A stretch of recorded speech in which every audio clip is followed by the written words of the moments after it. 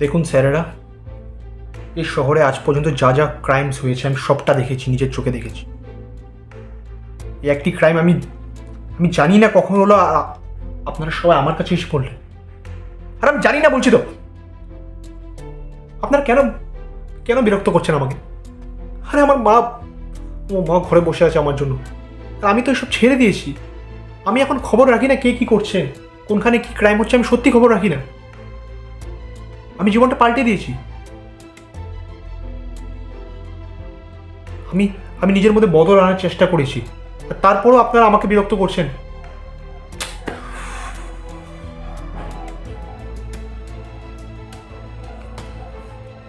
আজ বাদে কাল নিউজ পেপারে আমার নাম আবার আসবে, আমার চরিত্রটা আবার মানুষের সমাজের কাছে খারাপ হয়ে যাবে।